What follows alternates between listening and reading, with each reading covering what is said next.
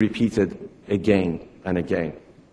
Genocide is not an earthquake, it is not a tsunami, it is not an inexorable outburst of primordial hatred, it is not an inevitable clash of civilizations between people of differing religions and ethnic identities.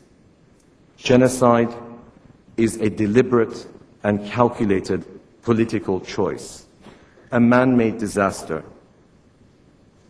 an instrument by which ruthless leaders wield power. It can be predicted and it can be prevented. And to the extent that this evil has triumphed in the past, it is because we as bystanders have allowed it to triumph.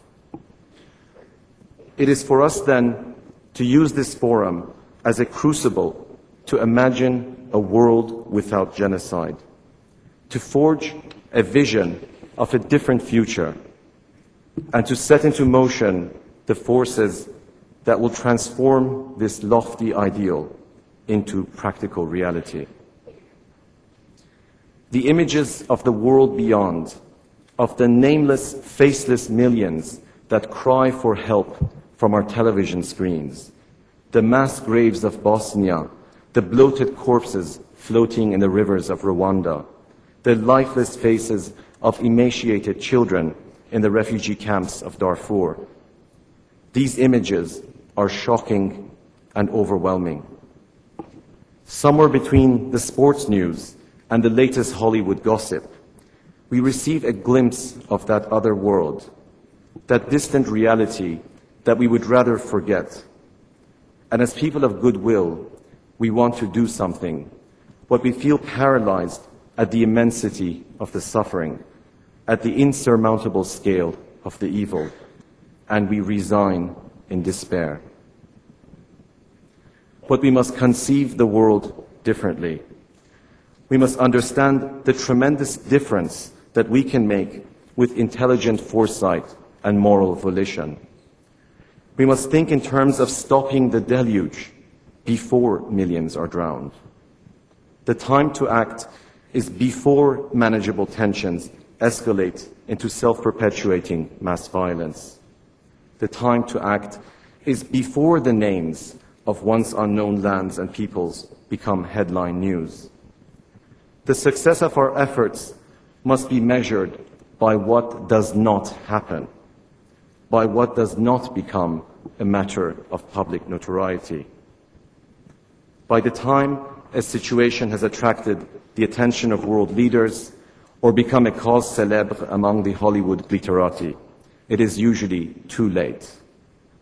The early warning signs of an impending genocide, whether incitement to ethnic hatred, political radicalization based on identity, the distribution of weapons among extremists, these signs afford an opportunity to arrest still manageable hate-mongering and violence prior to escalation into mass violence, after which the prospect of intervention becomes more costly and politically unrealistic. Consider, for example, that in the months leading to the 1994 Rwandan genocide, the notorious RTLM radio was instrumental in inciting people to hatred against the Tutsi minority.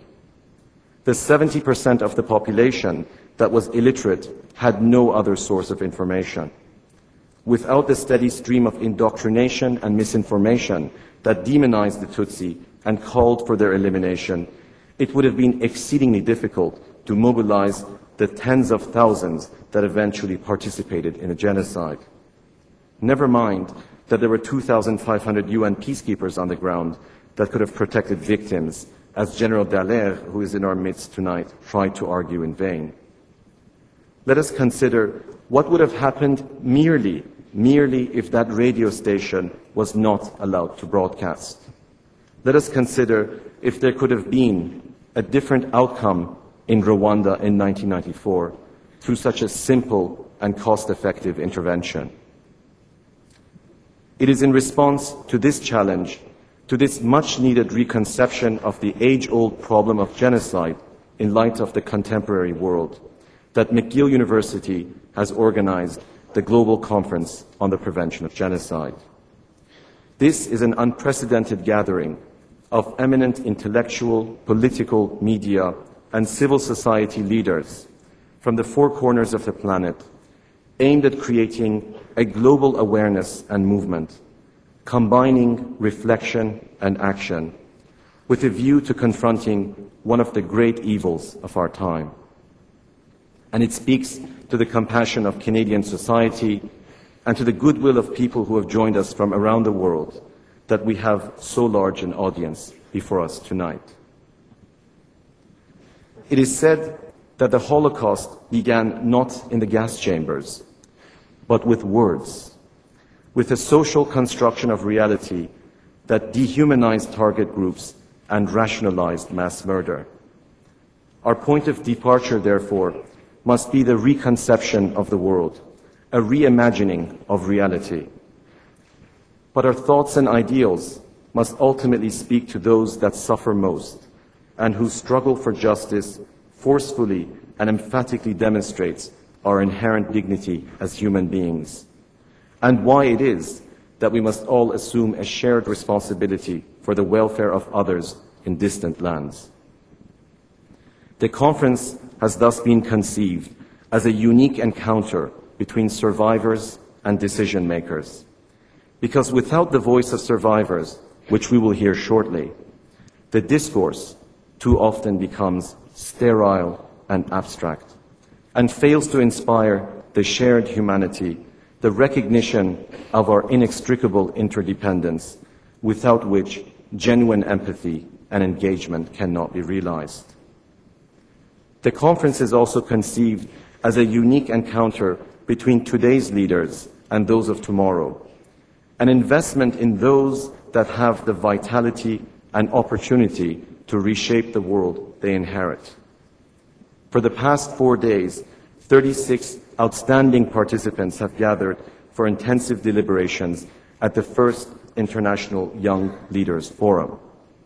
They are from every corner of the planet, from the towers of academia to the trenches of frontline activism, from those who are survivors of unspeakable